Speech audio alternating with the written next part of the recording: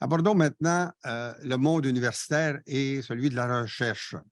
La coopération en ce domaine est peu connue du grand public. Pour nous la faire découvrir, nous entendrons le recteur de l'Université du Québec à Rimouski, le recteur François Deschênes. Il est très actif dans la coopération universitaire entre la France et le Québec, notamment. Il est membre du Conseil franco-québécois de la coopération universitaire. Retrouvons-le en compagnie du professeur Paquin. Alors, Monsieur François Deschênes, recteur de l'Université du Québec à Rimouski, bonjour. Alors, ma première question serait dans quelles circonstances vous êtes-vous intéressé à la coopération France-Québec? Ben, ça remonte à assez loin. En fait, pour faire l'analogie avec Obélix, j'ai l'impression que je suis tombé dedans quand j'étais plus jeune. Dès mes études universitaires au niveau de la maîtrise, j'ai fait un premier séjour en France et par la suite un doctorat en co-tutelle de thèse. Et je dirais que ça a été une étincelle, ça a changé tout le cours de ma carrière, en ce sens que par la suite, j'ai toujours eu ce souci-là de maintenir, d'entretenir, de développer la collaboration avec la France dans mes activités, que ce soit comme professeur au début, lorsque je suis devenu professeur à l'Université de Sherbrooke et par la suite dans mes autres fonctions de doyen et jusqu'à maintenant, ce qui m'a amené à m'impliquer notamment au sein du Conseil franco-québécois, la coopération universitaire et de développer aussi en parallèle diverses ententes avec des universités françaises. Fait que, comme vous voyez, je pense que c'est une implication qui est en continu depuis maintenant plus de 25 ans. Quel est le cadre qui est mis en place pour favoriser la coopération universitaire et la recherche entre la France et le Québec?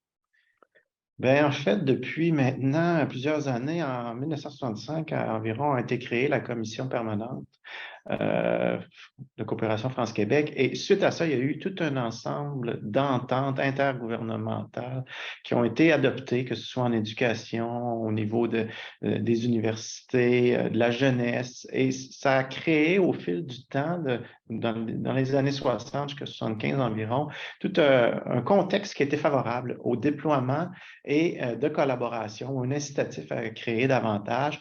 Et ces rapprochements-là ont mené en 2008 à la création du Conseil franco-québécois de la coopération universitaire qui s'est ajouté, si on ajoute les autres organismes qui gravitent autour, le FQJ et tout ça, ben, bref, vous voyez que les gouvernements, très tôt, ont décidé de structurer, de nous aider à structurer la chose. Et en parallèle, les universités, les écoles françaises et québécoises se sont aussi entendus pour développer un cadre de coopération à travers, à l'époque, la CREPUC, avec notamment les ententes pour les cadres, pour les co-tutelles de thèse, mais également les programmes d'échange étudiants. Et ce qui fait en sorte qu'au fil du temps, ben, tout ce cadre-là a été propice à la fois à la mobilité étudiante, des recherches en collaboration, des programmes bidiplômants. Bref, ça a tout ouvert un éventail de collaborations qui sont encore en place aujourd'hui. On dit que le Conseil franco-québécois de la coopération universitaire est un instrument clé qui favorise le développement de la coopération entre la France et le Québec. Pouvez-vous nous parler un peu de ce conseil? Oui, c'est un conseil qui regroupe des membres universitaires québécois, des membres d'universités et d'écoles françaises, mais également des acteurs des ministères concernés, autant du côté de la France que du côté du Québec, ce qui fait en sorte que ça devient un lieu privilégié. Ça relève la commission permanente à laquelle je référais tout à l'heure. Ça devient un lieu qui est privilégié pour réfléchir ensemble comment essayer de faire plus, comment essayer d'encourager le développement de collaboration et dans un esprit qui s'inscrit dans la durée, c'est-à-dire non pas de faire un projet qui, par la suite, n'aura pas de suite ou du moins, on essaie toujours de maximiser les retombées. Donc, c'est pour cette raison-là que le Conseil s'est intéressé aux différentes facettes de la coopération, comme je le mentionnais un petit peu tout à l'heure, tout le volet de la mobilité étudiante, tout le volet du soutien aussi. Il y a donc un inventaire qui avait été fait, notamment pour soutenir à la fois la recherche et les étudiants pour la mobilité étudiante. Il y a eu aussi tout le volet si on veut susciter l'intérêt pour aller étudier à l'étranger, bien, Mhm. à la mise en place des co-tutelles, c'est un levier. La mise en place de programmes bidiplômants, c'est un autre levier. Donc, il y a eu tout un guide qui a été élaboré, comment réussir à créer des programmes bidiplômants. Ensuite de ça, il y a tout le volet d'être capable de créer une étincelle pour créer des collaborations de recherche. Donc, le CFQ-CU gère le programme Samuel de Champlain qui permet de réunir des chercheurs, des professeurs autour de projets de recherche, mais également de projets à incidence académique, on le volet formation. Donc, grâce à cela, en créant ces étincelles-là, autant chez les jeunes avec la mobilité que chez les jeunes professeurs en activité, mais ça fait en sorte de créer le mouvement, d'initier le mouvement pour une collaboration qui, on l'espère, demeurera tout au long de leur carrière future. Ensuite de ça, évidemment, c'est un organisme qui, étant donné sa composition, est privilégié pour jouer un rôle conseil auprès des décideurs, autant dans les ministères français que québécois, pour être capable justement de faire un tout, collaboration entre le terrain jusque dans les hautes sphères politiques, ce qui fait en sorte que je pense qu'on est capable de jouer un rôle conseil stratégique qui est bénéfique. Mhm. Et de nos jours, quels sont les grands objets de la coopération universitaire et de la recherche entre la France et le Québec? C'est certain qu'un des gros volets est la question de la mobilité étudiante. Puis quand on parle de mobilité étudiante, c'est vraiment dans les deux directions. C'est-à-dire que les étudiants qui vont effectuer des études en France ou des Français qui viennent au Québec, titre indicatif, on a environ, bon an, mal an, au Québec, à peu près 15 000 étudiants français qui viennent au Québec. Ça représente 90 du contingent français qui vient au Canada, vient au Québec. Et inversement, il y a environ 1400 étudiants québécois qui vont en France. Donc, c'est un élément important. On souhaite être capable d'en faire davantage, notamment la mobilité du Québec vers la France. On voit que toute proportion gardée, il y en a un petit peu moins. Donc, ça, c'est un des grands objets de collaboration. J'en parlais aussi tout à l'heure, tout le volet des collaborations à travers les co-tutelles de thèse qui sont, veut pas, une source d'initiation de projets de recherche en collaboration France-Québec, parce que l'étudiant ou l'étudiante au doctorat, bien évidemment, il est supervisé par 2 chercheurs français et québécois. Donc, c'est aussi une convergence pour des activités de recherche qui, s'ils n'existent pas, bien, pourront exister, se poursuivre dans le futur. Il y a tout le volet, j'en parlais tantôt, des bidiplomations, il y a eu vraiment une grande croissance ces dernières années. C'est un peu inspiré des co-tutelles de thèse. Les universités, les écoles se sont dit, pourquoi ne pas amener à un autre cycle des collaborations de la sorte qui font en sorte que l'étudiant à terme, va avoir une sanction à la fois française et québécoise, ce qui fait en sorte que la sanction de ses études est reconnue dans les deux pays, et donc par la suite, c'est plus facile. Un autre grand volet aussi de la coopération, évidemment, est tout le volet recherche, vous y référiez un petit peu tout à l'heure. Donc, il y a beaucoup d'activités de recherche, autant sur des initiatives individuelles et personnelles de chercheurs qui se réunissent et qui disent on pourrait travailler sur tel projet ensemble, que des initiatives de plus grande envergure, des réseaux qui sont mis en place à travers des leviers dont on connaît. Du côté de la France, il y avait Horizon 2020, maintenant Horizon Europe, évidemment, qui est un levier incontournable pour créer des programmes de recherche et susciter des rapprochements. Du côté du Québec, les fonds Recherche Québec travaillent aussi très fort, notamment aussi avec le CNRS pour tout ce qui est la question des unités mixtes de recherche, et également des laboratoires internationaux associés. Les noms changent au fil du temps, mais le concept est encore là, de délocaliser temporairement des chercheurs dans un autre vers le Québec.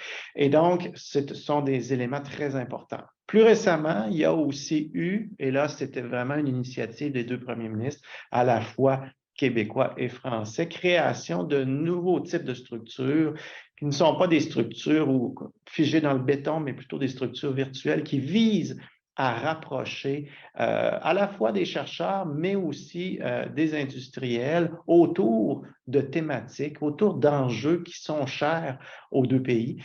Et donc, dans ce contexte-là, il y a eu création, par exemple, en 2016, de l'Institut France-Québec pour la coopération scientifique sur le territoire maritime. Et cette structure-là est un bel exemple là, du continuum souhaité. Elle s'intéresse dès la formation, dès les études, à intéresser les jeunes qui, par la suite, poursuivront une carrière, qu'elle soit académique ou dans l'industrie, à susciter un petit peu cette vocation-là pour la coopération France-Québec. Et ces rapprochements-là sont très, très, très bénéfiques. Et donc, ça, c'est une tendance présentement que l'on observe, c'est-à-dire on identifie de part et d'autre des enjeux et on cherche à réunir les experts là où ils sont, que ce soit dans les universités, les écoles et même dans l'industrie, autour de ces thèmes-là. Et là, on parle d'intelligence artificielle, on parle de d'autres. Donc, vous voyez, là, présentement, il y a des enjeux sociétaux qui, en s'unissant, on peut y faire face de belle façon. Et quels sont les défis actuels en matière de développement de la coopération France-Québec, mais aussi les perspectives d'avenir? Comment vous voyez ça dans les 5-10 prochaines années? Bien, c'est sûr qu'un des défis constants, c'est d'être capable d'avoir les moyens de cette coopération, évidemment. Ça coûte des sous, puis la pandémie nous a un petit peu complexifié la vie en termes de rapprochement. On est avant tout des humains, hein, dans le milieu universitaire. On aime aller à la rencontre des gens, travailler ensemble, et ça, c'est important de pouvoir le faire, mais d'être soutenu pour le faire. Donc, ce soutien-là, dans toutes les phases de la carrière, c'est important. Il ne faut pas qu'on ait à un moment donné un temps mort qui fasse en sorte qu'on ne soit pas admissible à aucun programme. Donc, ça, c'est un des premiers défis. Être capable, dans nos programmes, à la fois en France et au Québec, de toujours faire de la place à ces coopérations-là. Et je vous dirais qu'il y a eu des grands pas de fait, et chapeau d'ailleurs aux décideurs là, qui ont fait cela. Ensuite de ça, évidemment, un des grands défis est contextuel. Présentement, on parlait de mobilité étudiante tout à l'heure. Comme vous voyez, je suis un fervent, je crois, avec vigueur, que plus on est capable d'être sensibilisé jeune, qu'on fait des déplacements à l'étranger, on apprend, oui, à connaître d'autres cultures, mais aussi à se connaître, plus on a le goût de refaire l'expérience.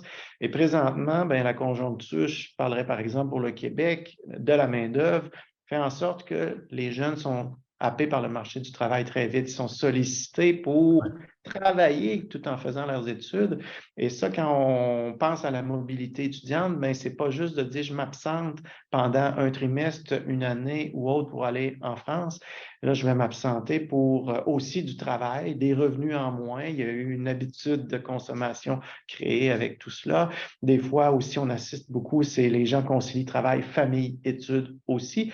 Donc, à l'heure actuelle, il y a beaucoup plus d'incitatifs pour les jeunes de rester que de partir. Et ça, c'est un grand défi. C'est un défi qui concerne nous, les universités, les écoles, de créer les conditions favorables pour être capable d'inciter cette mobilité-là.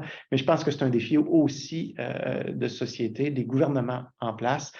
Pourquoi? On peut avoir une vision courte vue et se dire, on va travailler à s'assurer qu'il y ait des employés où il y a des besoins criants en termes d'emploi, mais sur du moyen terme, c'est aussi un danger de se refermer trop sur soi-même. Donc, il y a un équilibre à préserver, d'être capable de favoriser cette mobilité-là très rapidement, de mettre en place des mesures, malgré que c'est contre-intuitif, de mettre en place des mesures qui vont favoriser cette mobilité-là, parce qu'il faut se dire que quelqu'un qui va à l'étranger va aller chercher des compétences différentes, une meilleure connaissance d'une culture qui est autre, et dans un contexte de mondialisation, ce sont des atouts non négligeables. Nos entreprises, nos organisations font affaire avec l'étranger, mais en sus de cela aussi, ça devient des ambassadeurs. C'est aussi des gens qui vont aller à l'étranger, qui vont faire connaître notre réalité, qui vont faire intéresser des gens, dans ce cas-ci des Français, à venir découvrir le Québec et peut-être même à s'y installer, et inversement. Donc, vous voyez que il faut faire attention. Un des grands défis, c'est de ne pas se concentrer uniquement sur le court terme. Et ce serait très bénéfique d'être capable d'élaborer une espèce de stratégie des décideurs de toutes les sphères pour se dire comment fait-on pour susciter cette coopération, cette collaboration-là dès le jeune âge. Dernier élément aussi, présentement, quand on parle de coopération universitaire, c'est très entre universités. Je parlais tantôt de l'Institut France-Québec en lien avec le maritime, qui est un bel exemple de rapprochement où on va chercher aussi des experts dans les milieux industriels, dans les entreprises, bref, peu importe où ils sont. Mais à l'heure actuelle, ce qu'on réalise, c'est que ce ne sont pas tous les programmes de soutien ou tous les cadres qui sont pensés avec une telle ouverture. Donc, je pense que pour le futur, je pense qu'il faut poursuivre. Il y a déjà eu des pas importants de fait, mais si on veut ensemble faire face à des grands enjeux de société, je pense qu'il nous faut les moyens de réunir les gens de belle façon, peu importe d'où ils viennent. Vous aviez en quelques secondes et en conclusion une demande à faire au gouvernement du Québec pour développer la coopération France-Québec dans les prochaines années, ce serait quoi? En fait, aux deux gouvernements, je pense que tout ce que je viens de décrire comme enjeu, de mon point de vue, le CFQ-CU est un bon pivot pour être capable de réunir les acteurs autour de lui pour s'y intéresser à ces enjeux. Mais évidemment, il y a besoin de moyens. Puis je pense qu'on pourrait confier à une instance comme ça un rôle de coordination d'une démarche qui nous permettra justement d'identifier les enjeux, les pistes de solutions, puis après, avec les gouvernements, de mettre en œuvre un plan d'action stratégique. Monsieur François Deschênes, merci beaucoup pour cet entretien. Ça me fait plaisir.